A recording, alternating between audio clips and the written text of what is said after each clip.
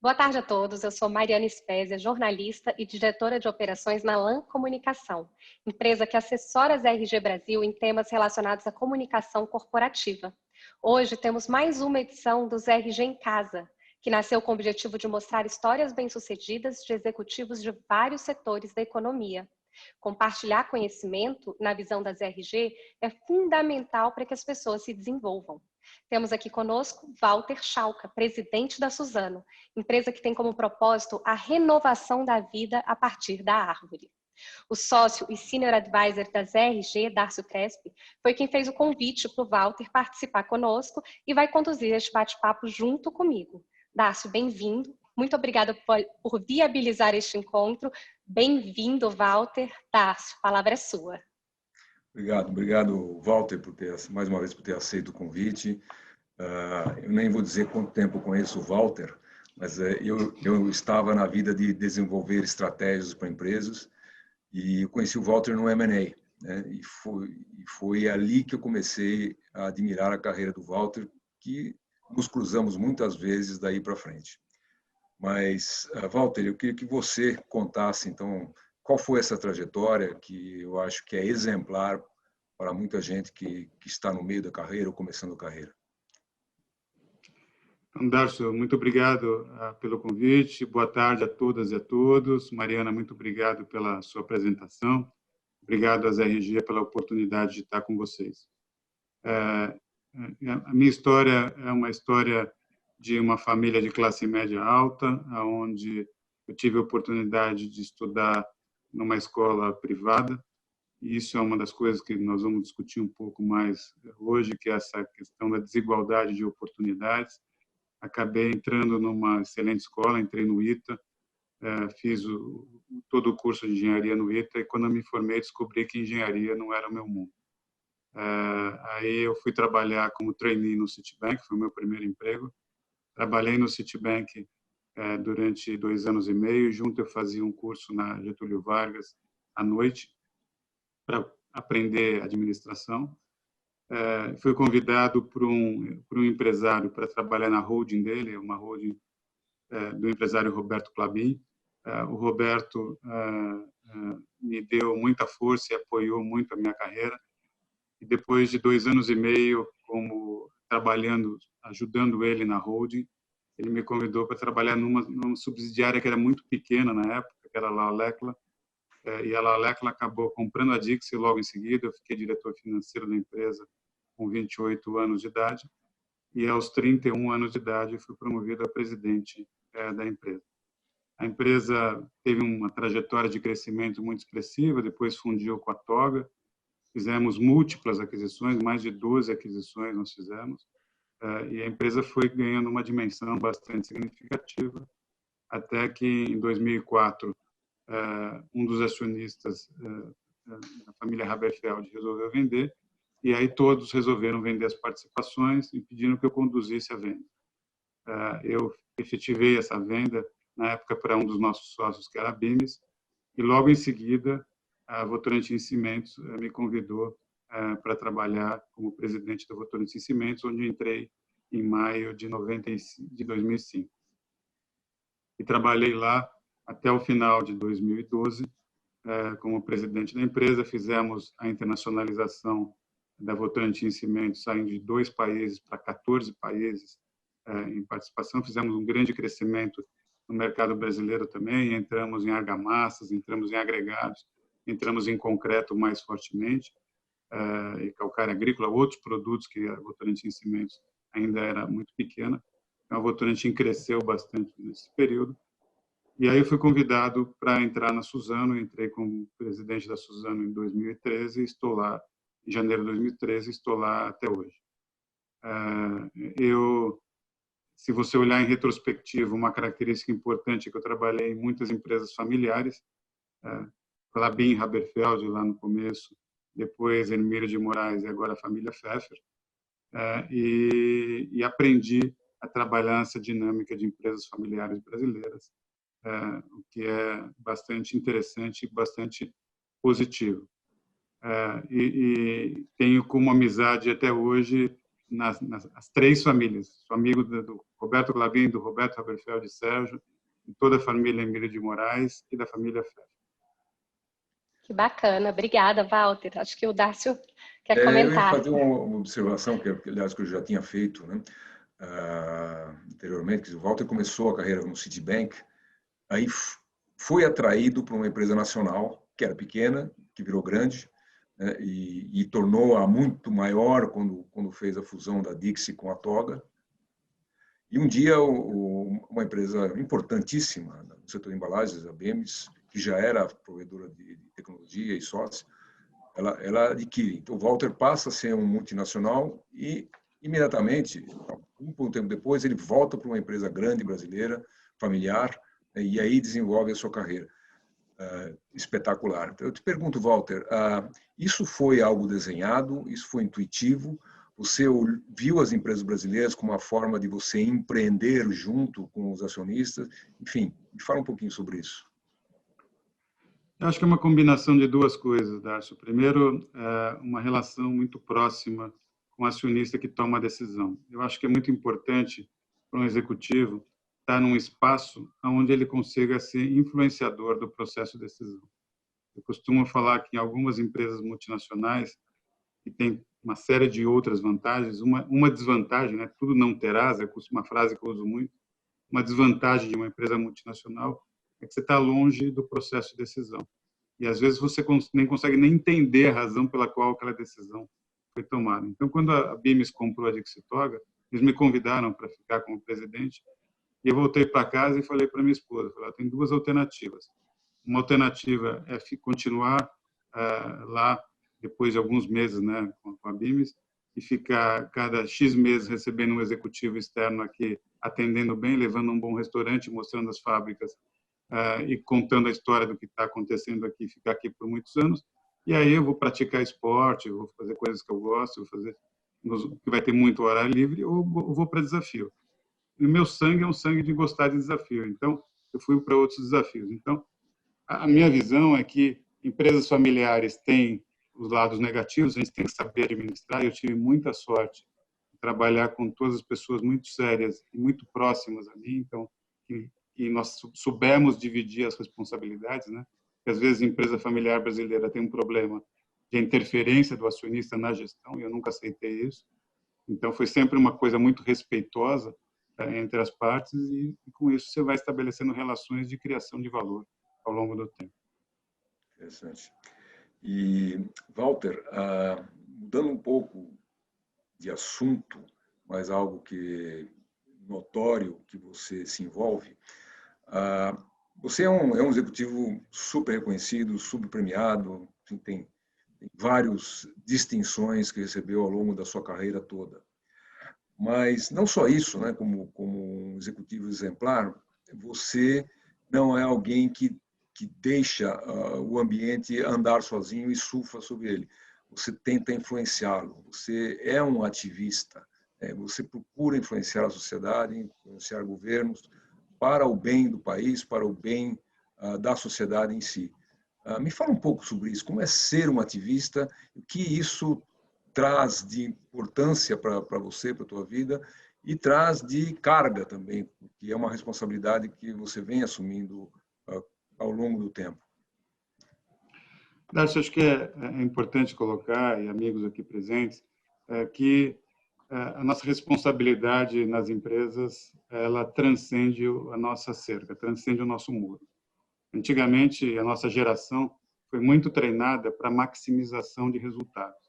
Então, ganhos de produtividade, de eficiência o tempo todo, mudança de business model, ampliação de negócios, crescimento, e tudo isso é um must. Mas eu aprendi com o Flávio Barbosa que acabou o mundo do ou, tem que ser o mundo do e. Então, tem que continuar fazendo isso. Mas eu acho que a situação que o Brasil passa hoje também passa pela nossa responsabilidade, pela omissão que nós tivemos e a geração anterior, sempre com receio de retaliação do Estado, de sermos omissos ao que está acontecendo no setor público. Então, hoje nós temos um Estado ineficiente, isso é óbvio, né? Um nível de arrecadação desproporcional ao nível de serviço prestado. Nós temos um problema ambiental, nós temos um problema educacional, nós temos uma polarização política inadequada, nós temos um problema fiscal momentâneo e muito relevante, nós temos um problema sanitário, e tudo isso vem do fato de que nós executivos, empresários, a elite pensante do Brasil, não só no mundo empresarial, mas em outras cadeias também, deixamos, e sempre achamos assim, não queremos nos envolver com a política e nem com a situação de governo. Eu não quero política, não tenho nenhuma intenção de ter nenhum cargo político, mas eu acho que a nossa responsabilidade é assim atuar, porque eu acho que filantropia é fundamental e eu defendo a filantropia, mas filantropia é um band-aid. É um band-aid nos problemas estruturais que nós temos no Brasil. Nós temos que atacar os problemas estruturais de uma forma mais intensa e para isso é o nosso preparo. Vamos pegar o nosso preparo aqui para transpor, para ajudar os governos federais, estaduais, municipais ou qualquer outro para fazer as coisas acontecerem, tanto no executivo quanto no legislativo e até no judiciário. Nós temos que erguer a nossa voz e fazer as transformações que são tão necessárias para o Brasil. Quando, enfim, há poucas semanas atrás, a Economist trouxe na capa uma matéria chamada O CEO Político. E a matéria era sobre a atuação, a atividade das corporações e seus CEOs nesse problema mundial, a pandemia que causou desigualdades, disrupções, etc. E houve, então, uma atuação forte de pressão de várias empresas corporativas. Você, nesse ambiente brasileiro, você sente eco?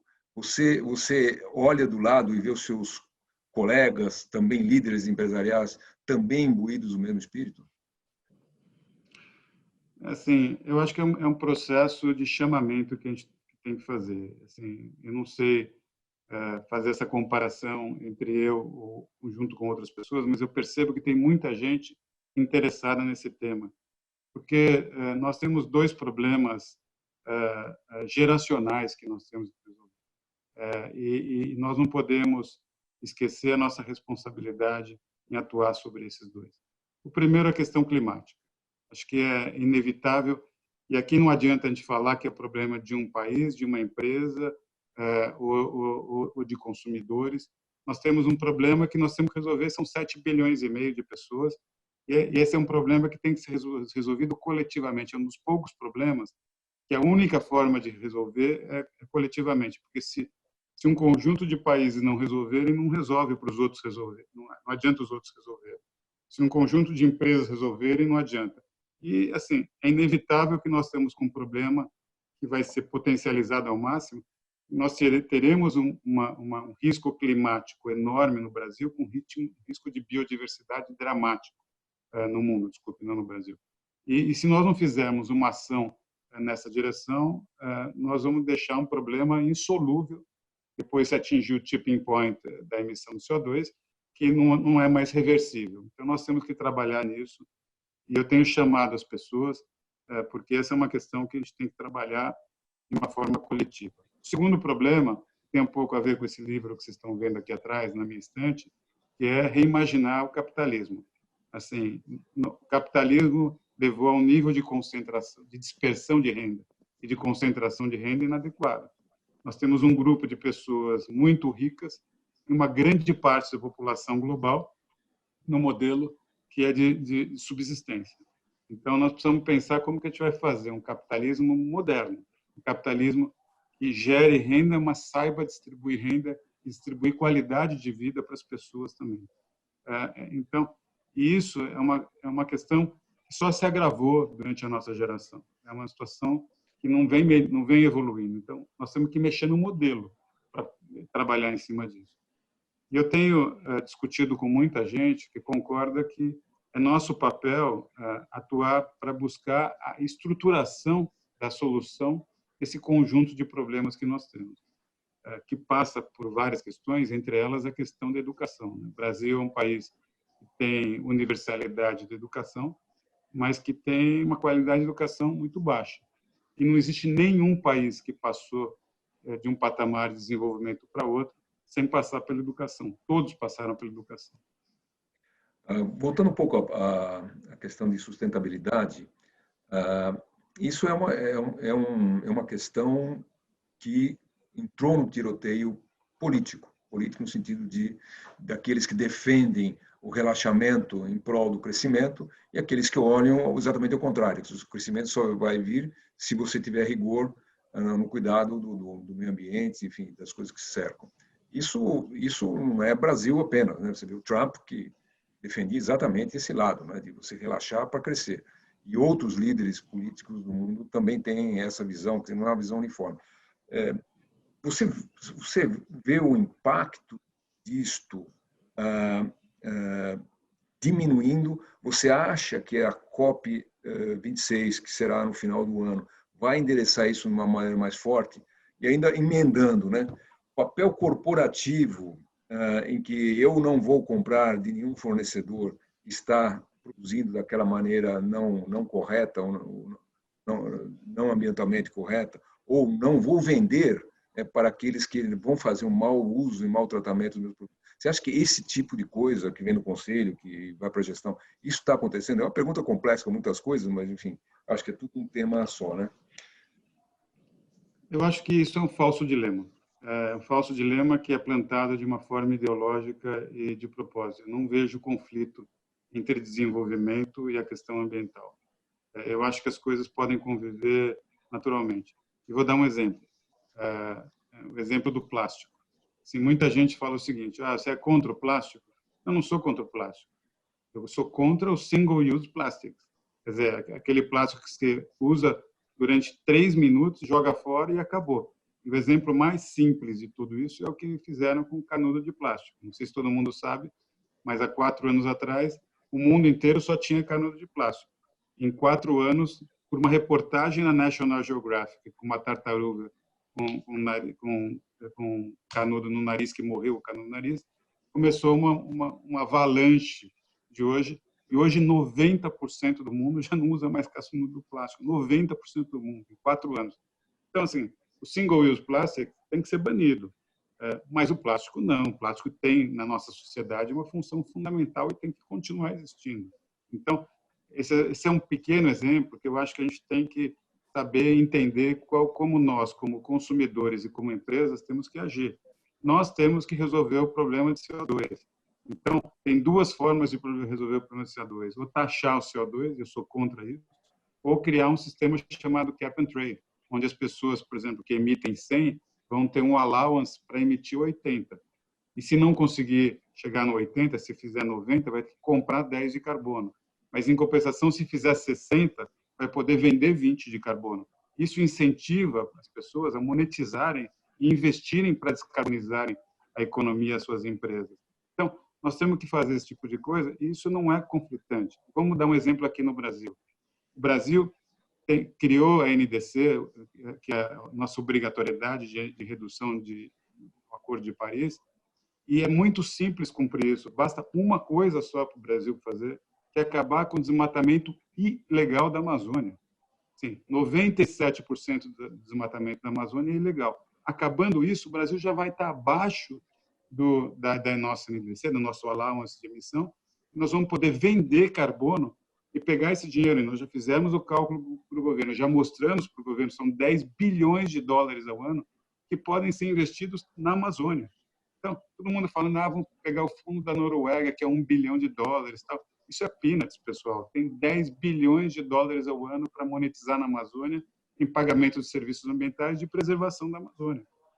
E esses créditos de carbono que se formou um mercado, mas o mercado me parece que não decolou, né? E você imagina que esse mercado vai existir mais forte, ou seja, eu posso vender o crédito. Aliás, a Suzano colocou uma página nas revistas de negócio ultimamente, mostrando que ela é positiva em carbono. Então, ela é uma geradora de créditos, ou seja, ela está negativa na geração de CO2. Enfim, e isso pode ser monetizado e para esse fim? Será monetizado, não tenho dúvida nenhuma. Assim, tem 2 tipos de mercados de carbono no mundo. É o mercado regulado, que é esse sistema que era protocolo de Kyoto, que é allowance com limite, podendo fazer trade and cap. E, do outro lado, é o mercado voluntário de carbono, que as empresas estão anunciando que querem ser carbono zero, mas elas não conseguem ser, na sua estrutura, carbono zero. então elas vão ter que comprar carbono. Então, o carbono é um ativo que cada vez vai se valorizar mais ao longo do tempo, não tenho dúvida nenhuma, já está acontecendo. Só para lembrar que 2 anos atrás, carbono na Europa custava 30 euros a tonelada, hoje custa 50 euros a tonelada na Europa, que já tem esse regime.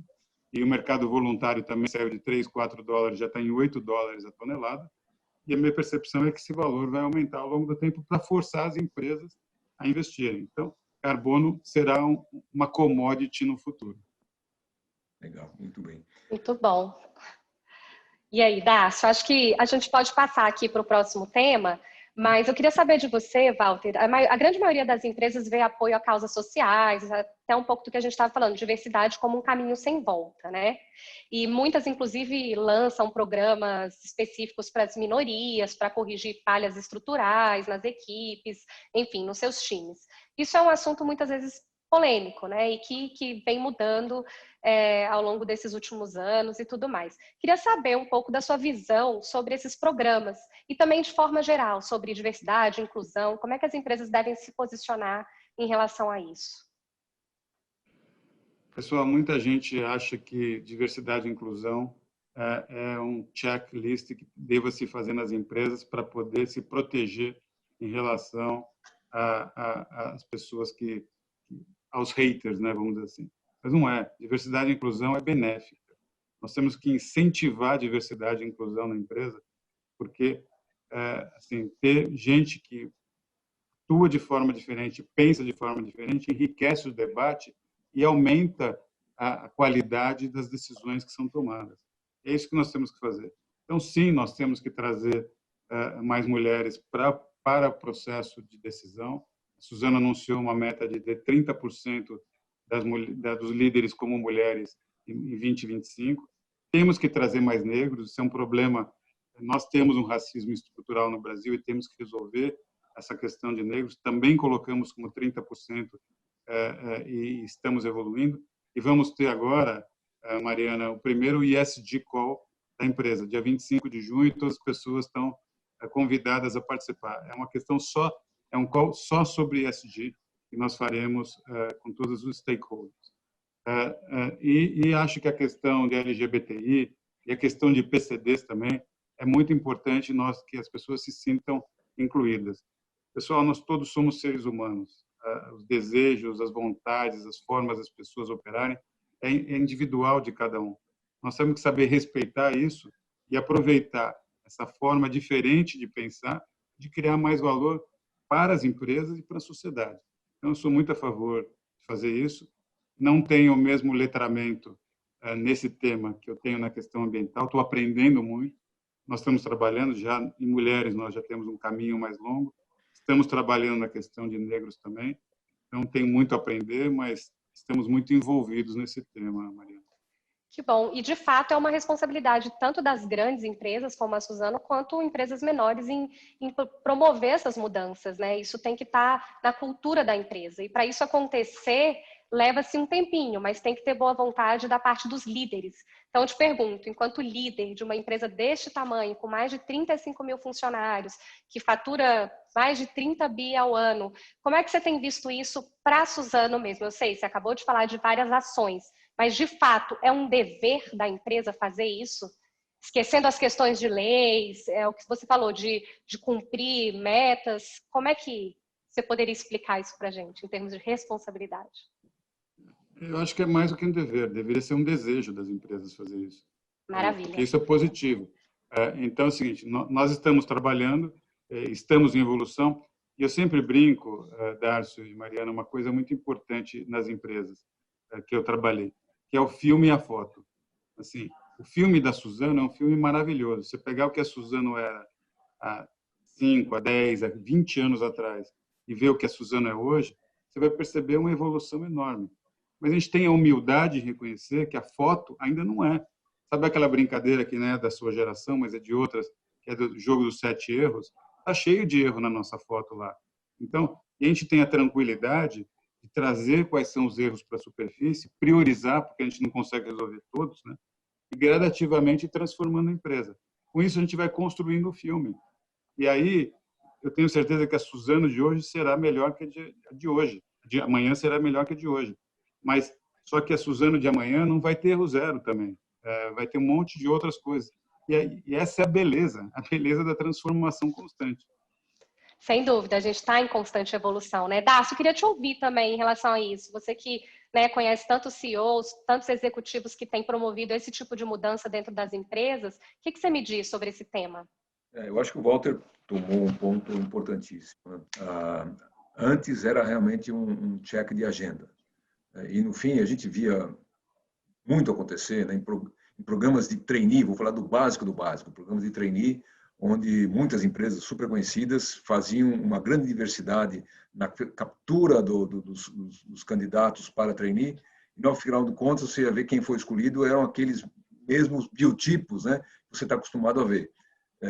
Então, esta base está mudando, e isto é uma transformação cultural, e a gente tem visto, ouvido, né, o esforço de transformação cultural que as empresas estão fazendo, e mais do que isso, né, tem que existir uma estrutura de gap, para fechar gaps, que a própria sociedade, infelizmente, pune os mais pobres, e na sociedade brasileira os mais pobres são negros, na sua grande maioria. Então, não só apenas você fazer a inserção, mas dar condições que essa inserção seja duradoura. Ou seja, dar o apoio e não apenas largar e tentar preencher uma planilha que eu estou com o número correto de acordo com o meu plano. Enfim, e a gente tem visto muito isso, temos feito um esforço muito grande de apresentar candidatos de diversidade para os clientes, porque, como o Walter sabe muito bem, o impacto da discussão e da diversidade de ideias, de divisões, traz um benefício muito grande para as empresas. Então, mas você tem que fazer não é forçar a barra, mas, enfim, induzir. Né? E nós, como agentes de mercado, procuramos fazer isso. Dentro das nossas possibilidades, trazer à mesa outras visões, diversidade para o cliente olhar e saber o que caminho ele deve tomar. É isso mesmo, induzir e inspirar, né, Darcio? Acho que o bom líder, ele inspira. Então, acho que é bem por aí. Eu queria comentar aqui também... E aí eu só queria, Mariana, claro. Eu só queria compartilhar com você falou em inspirar. Nós, quando fizemos a fusão da Suzano com a Fibria, tivemos uma decisão que foi uma decisão corajosa, mas que afinal acabou dando certo. Nós resolvemos não optar por nenhuma das duas culturas. Tinha a cultura da Fibria, tinha a cultura da Suzano, e nós falamos, vamos pegar o melhor dos dois e fazer uma terceira. Nós criamos o que nós chamamos de jornada cultural, porque assim não era os direcionadores, né? Nós não estávamos lá ainda, mas nós queríamos chegar. Eram três pilares, são as únicas coisas que são imutáveis na empresa, são esses três pilares. Primeiro, pessoas que inspiram e transformam, usando a sua frase. Inspira porque tem que pensar de uma forma diferente de fazer, mas transforma porque agem. Não ficam só no blá, blá, blá. Fazem a ação acontecer. Então, transforma. Segundo, é criar e compartilhar valor com todos os stakeholders. Não dá mais para a gente privilegiar apenas acionista, como foi no passado. Não dá mais para privilegiar apenas clientes, como foi no passado. Nós temos que olhar para fornecedores, nós temos que olhar para comunidades, nós temos que olhar para a sociedade, para os colaboradores. Então, criar e compartilhar valor é uma tarefa, uma arte fundamental. E aí tem um desafio, Mariana, que é o seguinte, que eu falo para todo mundo, que a nossa missão é deixar todo mundo um pouquinho infeliz. Porque é o seguinte, eu não consigo deixar todo mundo feliz o tempo todo, porque colaborador, você dá um pouco, o pessoal quer mais. Sim. O cliente, você dá um pouco, ele quer mais. O acionista, você dá um pouco, ele quer mais.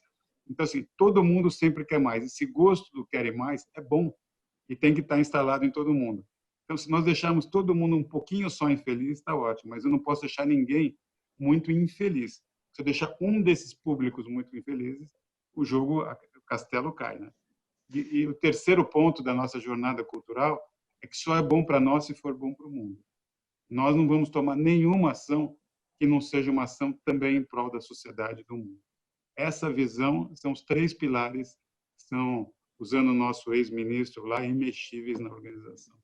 Me parece perfeita essa visão, muito bacana, gostei de saber disso, porque pensando aqui, né? Se você deixa todo mundo um pouquinho feliz, é porque você está um momento deixando alguém muito feliz, aí o outro um pouquinho menos, daqui a pouco aquele outro mais feliz, né? Ninguém está feliz igual ao mesmo tempo.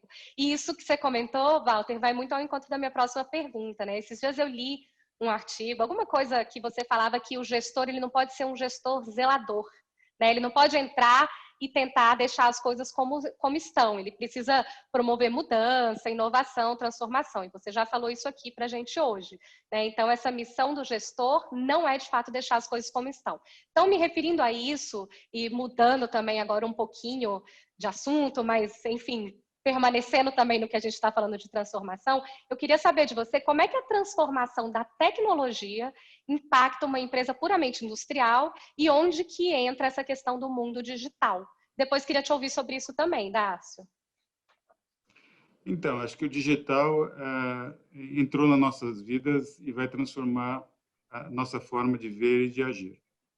E aquele que não enxerga isso vai perder o bonde da história. Da mesma forma que o digital entrou, daqui a pouco a biotecnologia também entrará, mas ela ainda é embrionária. Mas o digital já está no nosso dia a dia. Então, a empresa, a Suzano também criou uma área de digital já há um certo tempo e vem trabalhando uma série de coisas. Então, só para você ter uma ideia, hoje nós controlamos nossas florestas por drones e por satélites. É assim que nós controlamos as nossas florestas.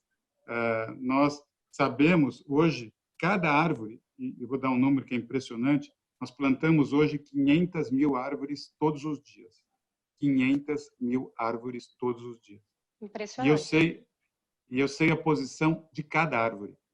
Nós temos o GPS de cada uma das árvores. Porque antigamente o pessoal chegava e falava assim, ó, nessa área aqui, vamos plantar o clone X. E nós temos milhares de clones, né? Então plantava toda aquela área, aquele clone X. Agora não. Se essa área aqui, o tipo de solo é tal, o tipo de iluminação é tal, a quantidade de chuva é tal, às vezes é o clone X, é o Y, é o Z, tem dezenas de clones que são. Então nós sabemos árvore a árvore que clone é, por que foi plantado ali, como é que está o crescimento dele, qual é a ação que nós vamos tomar de fertilização, quando que nós vamos fazer a colheita. Temos controle absolutamente total. Depois você vai para a fábrica. A fábrica é uma fábrica hoje. Você vai para uma torre de controle, parece uma coisa da NASA, assim. Você vai ver, a gente opera a fábrica dali, que é uma sala de controle. A fábrica inteira se opera dentro de uma sala. Todo o resto é automático, tudo com PLC, com tudo, com os dados chegando e o pessoal vai tomando as decisões. Então, o digital veio para ficar e vai mudar a nossa vida. Então, assim, quem olhar para frente e souber acelerar isso vai ter um ganho maravilhoso. Impressionante, tinha que ter um tour, né, para a gente ver tudo isso. Eu não imaginava que fosse assim e que já estivesse nesse nível de digital quando a gente fala em Suzano. Deve ser parecido com olhar a fábrica, ter um guarda e o cachorro, né? E o guarda para dar comida para o cachorro não deixar o guarda mexer em nada, né? Exatamente. Nossa, impressionante. Darcy, e agora? Vamos falar um pouquinho da sua especialidade, que é gente, que é time, que é colaborador, que é executivo. E aí? Vamos. E nesse mundo de transformação digital, né, o que a gente tem muito claro é que a tecnologia em si, a tecnologia digital, ela é uma ferramenta que deve ter o seu melhor uso. Mas o que está acontecendo na transformação digital, na verdade, é uma transformação de mindset. Ou seja, eu corto caminhos para ter um processo muito mais eficiente. Uso a ferramenta digital para esse caminho se viabilizar. Mas eu tenho que mudar a forma de pensar. Se eu não mudar a forma de pensar, não adianta eu ter as ferramentas mais modernas do mundo, que as coisas vão ser automatizadas de uma forma diferente, ou robotizadas de uma forma ineficiente. Então, você tem que pensar diferente. E é isso que a gente vê, e fazemos vários projetos, né? Ele tem muitos, né? Buscar um diretor de digital e coisas similares, mas que é muito mais alguém que vai transformar processos, né, e vai plugar as melhores ferramentas possíveis. E é isso que a gente está vendo nos nossos clientes. Perfeito. E eu queria falar sobre um outro assunto agora, que, enfim, que é liderança, Walter. Eu sei que é uma das suas grandes qualificações, né? Mas o mundo, esses últimos ano e meio, quase 2 anos, né, trouxe um desafio muito grande, né? As empresas meio que se partilharam, né? Ou seja, quem tem fábrica tem que ter operários, tem que ter funcionários que fazem manutenção e fazem a fábrica funcionar e operam a torre, né? Mas uma parte dos gestores ficou em casa, como nós estamos, né? Ficou em casa. Então, aquilo que era um pouco mais coeso fisicamente ficou espalhado e o mundo digital nos conectou de volta. Mas, mesmo assim, liderar mais à distância é sempre um desafio. Como é que você encampou isto dentro da Suzano, não deixando, usando a palavra, que a fibra caísse, né? e levasse sempre à frente o negócio? Darcio, nós tivemos muito sucesso e muitas empresas tiveram nessa transição do escritório real para o escritório virtual. Nós temos hoje cerca de 4.000 colaboradores em regime de home office no mundo, e o resto do pessoal está trabalhando no campo. E as coisas funcionaram. Mas eu percebo ao longo do tempo uma coisa muito importante. Eu percebo um início de um esgarçamento pela distância física das relações humanas. A produtividade subiu, a empresa está indo super bem, mas tem uma questão fundamental que é a humanização da relação. E a humanização da relação na forma digital não é tão simples assim. Porque, assim, a gente passa o dia inteiro em reuniões, uma atrás da outra, né? Coisa que antigamente nem passava, né? Antigamente terminava uma reunião, você tinha mais meia hora entre uma e outra, aí você ia tomar um cafezinho, parava no corredor e falava com alguém e administrava essa questão. Agora, assim, uma termina às 10, outra começa às 11, outra vai às 12 e vai uma atrás da outra o dia inteiro. Então, isso aumentou a produtividade, né? Porque a gente tem muito contato com muito mais gente, mas isso distanciou as pessoas. Então, eu imagino que a gente vai, ao longo do tempo, ter uma relação híbrida, onde a gente vai ter que combinar presença física no escritório para criar o senso de pertencimento, que eu acho que é tão fundamental na empresa, e a questão da identidade cultural que se tem, de um lado, e de outro lado, quando for para fazer trabalhos que não requeram essa proximidade, aí as pessoas podem ficar nas suas casas ou em qualquer lugar que queiram ficar. Mas, assim, eu vejo que a gente vai usar isso como um instrumento para um novo mundo. Assim. Antigamente era um sistema que era híbrido, porque já tinha home office na Suzano, mas era muito pouco utilizado. E a gente passou de 5%, 7% para 100% no final de semana, né, no começo da pandemia. E agora continuamos com 100% e eu acho que a gente vai voltar a ter, sei lá, 60%, 70%, 50% de home office e o resto, o pessoal no escritório, para ter essa relação, para ter essa proximidade, para que líder e liderado possam conversar frente a frente, possam conversar sobre questões tão fundamentais que a vida humana das pessoas, a gente precisa estar muito próximo. Todos nós somos seres humanos com as nossas fragilidades, com as nossas preocupações, com as nossas inseguranças. Nós precisamos de gente para dar empatia, para dar calor, para dar proximidade. Eu imagino que será assim o mundo futuro. Numa empresa tão grande, com tantos funcionários, Walter, você chegou a notar, ou as pessoas de gestão preocupadas com isso, chegaram a notar um certo esgarçamento do tecido, que é mais coeso e ficou mais fino, porque não havia esse calor, essa presença, apenas cobrança, cobrança, cobrança, reuniões, reuniões, reuniões, produtividade acima, e aquele papinho do café e do futebol, enfim, que sumiu. Isso se chegaram a notar algum efeito? Né? Chegamos, tanto é que estamos trabalhando nessa tese nesse momento. Quer dizer, assim, nós estamos discutindo muito a questão da felicidade corporativa, como que a gente consegue aumentar a felicidade das pessoas. Sabe quando você vai nas empresas e coloca hashtag sextou? Assim, todo mundo feliz porque sextou? Assim, eu sempre fiquei com a pergunta assim, sextou porque eu vou me livrar do trabalho e vou fazer as coisas que eu gosto de fazer.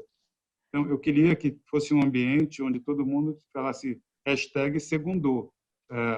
Quer dizer, que as pessoas também estivessem felizes nos seus projetos de transformação, nos seus desafios profissionais, no seu crescimento. Então, sim, e eu percebo que assim, o nível de dedicação e de competência dos funcionários da Suzano é muito elevado. Então, e os resultados estão aí, estão mostrando, as pessoas são competentes e dedicadas. Mas a gente precisa ter muito mais proximidade, muito mais calor humano, muito mais entendimento e empatia com as pessoas. Assim, eu via famílias onde assim, pessoas que estavam em casa e aí tinham que cuidar do filho, do cachorro, da alimentação, do supermercado, de tudo, porque antigamente a pessoa saía de casa, deixava os filhos numa escola ou numa creche, ia trabalhar e passava o dia inteiro fora do ambiente, depois voltava para o seu ambiente familiar. Agora virou tudo uma coisa só. E assim, já não tem mais horário, né? É uma coisa que a gente começou a limitar, agora não pode mais fazer reunião a partir de um certo horário, porque o pessoal fazia reunião 8 horas da noite, 9 horas da noite, não dá. Então, essa questão de felicidade corporativa é uma dinâmica que eu acho que a sociedade vai ter que viver e endereçar muito rapidamente.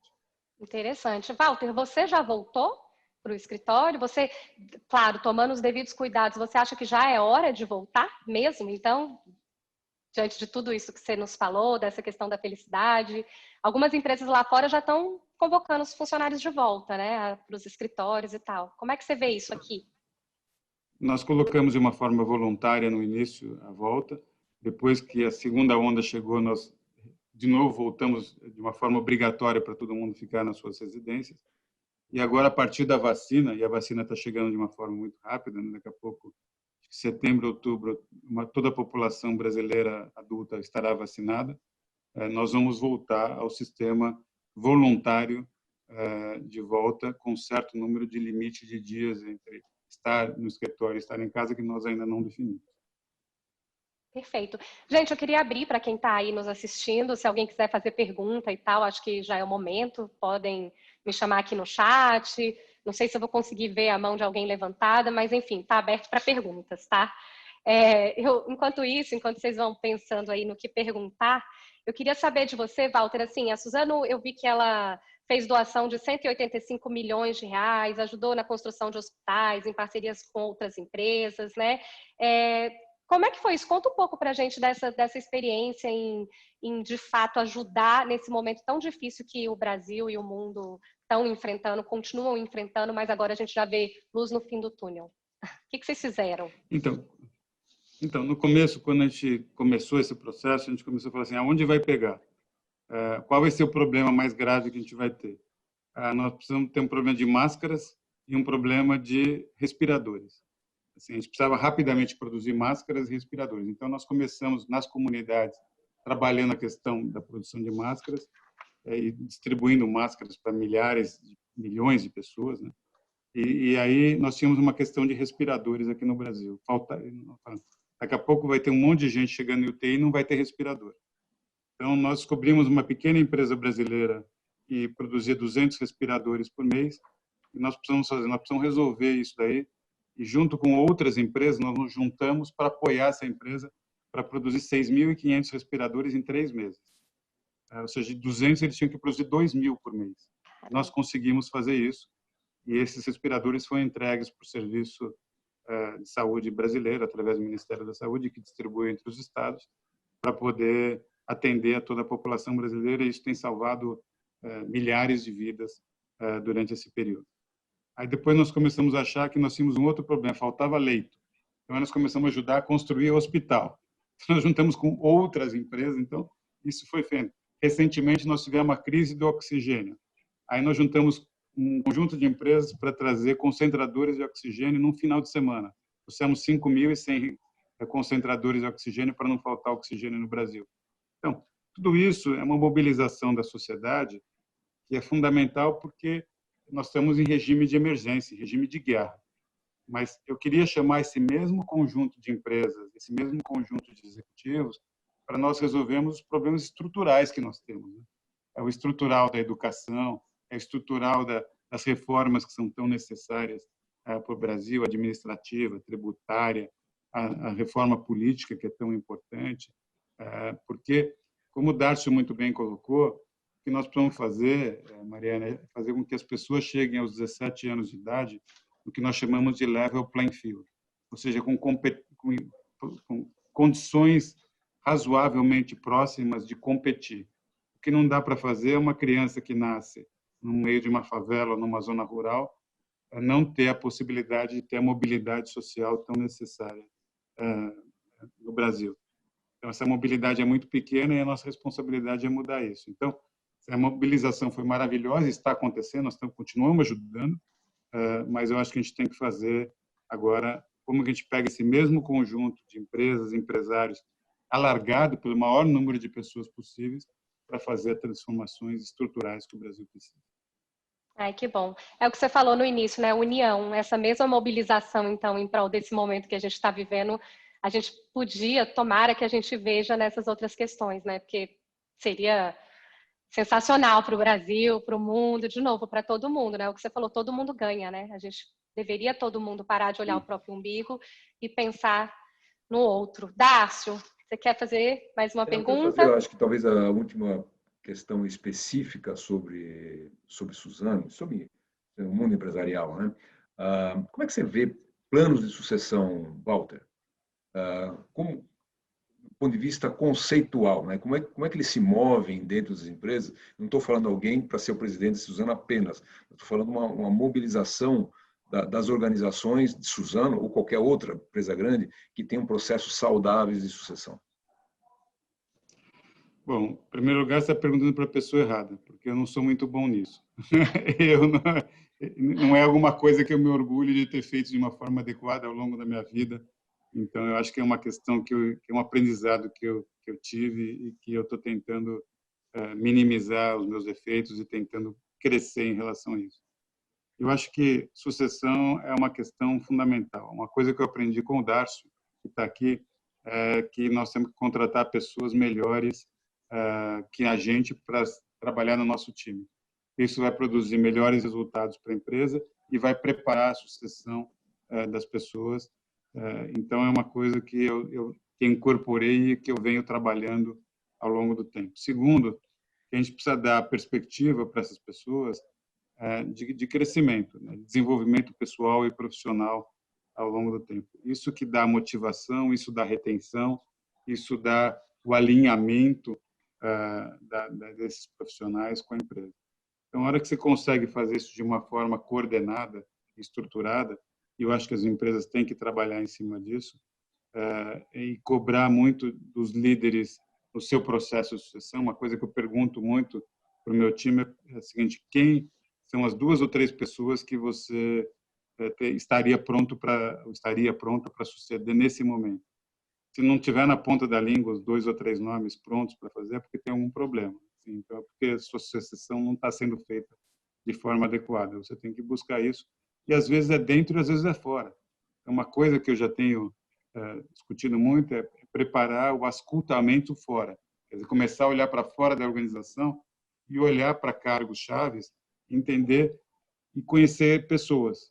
Conhecer pessoas, acho que é muito bom, porque você começa a preparar para o seu entendimento, para comparar interno contra externo para o seu processo de sucessão. Então, acho que esse é o trabalho que eu estou tentando fazer, mas no começo da minha resposta, eu não sou benchmark nessa questão. Não, foi muito bom.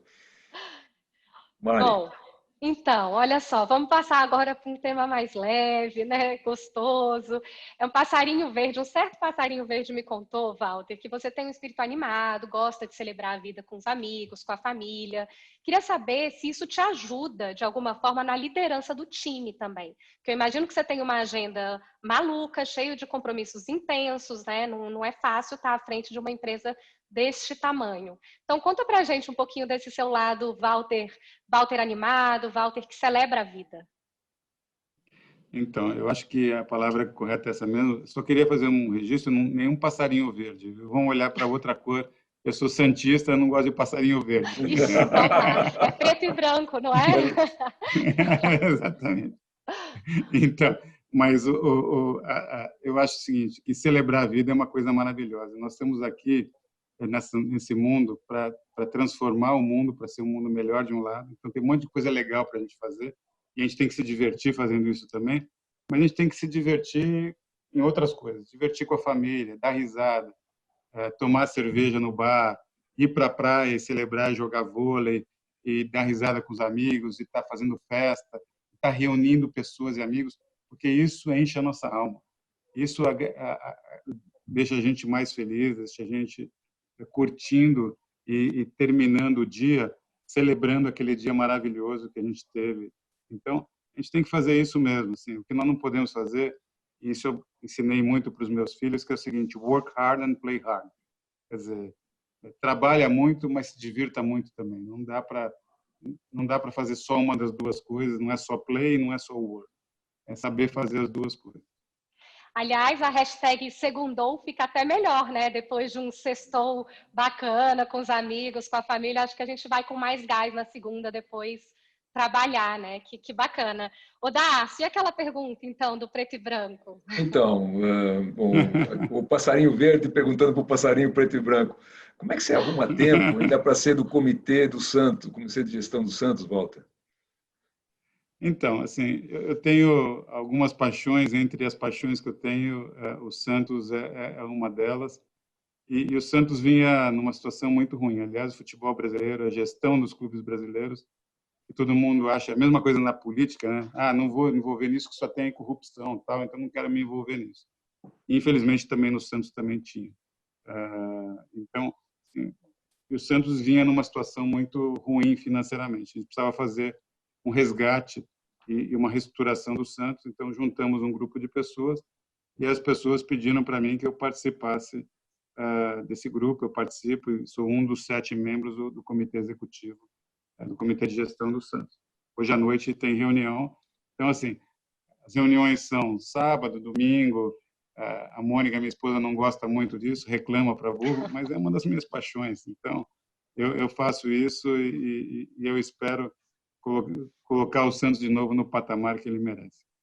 Ai, que bacana.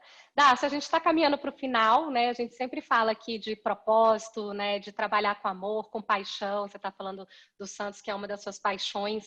Então, acho que você pode pedir para o Dácio, você pode pedir para o Walter, né? Para ele deixar aí os conselhos, essas dicas. Isso, acho que e abrir para perguntas, quem deseja fazer perguntas. Mas, Walter, eu acho que nesse fechamento de uma excelente conversa, né, eu falei que ia ser um bom papo e foi melhor ainda do que eu estava imaginando. Foi mesmo. O que, olhando para o futuro e você aconselhando pessoas que estão aí no seu despertar de carreira ou numa parte importante de decisões na vida profissional, o que você aconselha de propósito de vida, propósito de trabalho, de paixão, enfim, tudo isso que dá um mix que forma um grande profissional? Então, a primeira coisa é rever os conceitos que a minha geração foi treinada lá atrás, né? Antigamente, as pessoas se moviam muito por uma questão de fidelidade à empresa que trabalhava, de um lado, e de outro lado, pela questão financeira. Então, assim, e pela questão de posição. Esqueçam posição, esqueçam a questão financeira de curto prazo. Obviamente, não é esqueçam do 0 ao 100, né? Mas assim, não usem isso como critério de decisão único, como muitas vezes foram utilizadas no passado. Pensem que a questão fundamental para vocês é a felicidade da onde vocês estão todos os dias. Porque a gente investe 40, 45, 50, 60 horas por semana no nosso trabalho, nós precisamos fazer em algum lugar que dê prazer. Porque se não tiver prazer, não vai para frente. Para dar prazer, precisa ter propósito. Então, trabalhem em empresas que vocês tenham identidade de propósito, que vocês consigam perceber naquela empresa o impacto que aquela empresa pode trazer positivamente para a sociedade e para os seus valores pessoais. Tem gente que gosta mais da área de saúde, tem gente que gosta mais da área de educação, tem gente que gosta mais de indústria, tem gente que gosta mais de banco. Tudo isso agrega valor para a sociedade. Mas vocês têm que ter isso como valor também e entenderem qual papel que vocês têm na empresa e qual papel que a empresa tem na sociedade. E a hora que vocês entenderem isso, vocês vão estar trabalhando de uma forma mais feliz. O segundo ponto é o seguinte: nunca parem. Assim, nunca estejam numa posição de espectador ou espectadora. O papel nosso é um papel de ser protagonista, no papel de transformar nossas próprias vidas e a sociedade. Então, muita gente fica esperando assim, o que a empresa vai fazer por mim? Eu pergunto assim, o que você faz por você mesmo? O que você faz pela empresa? Como que você consegue?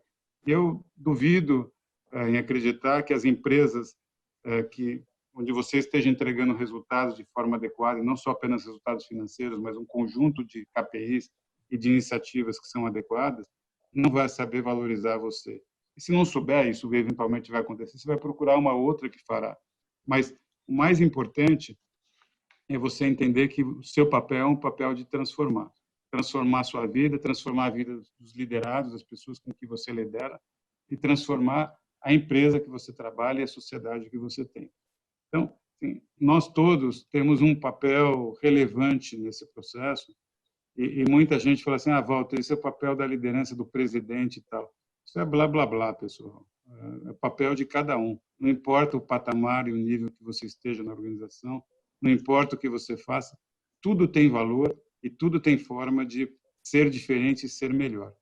A hora que você faz isso, você vai ter o orgulho de participar de um projeto que está em transformação o tempo todo, o orgulho de poder chegar em casa e contar, eu hoje consegui isso, hoje eu consegui aquilo, hoje eu tive esse reconhecimento.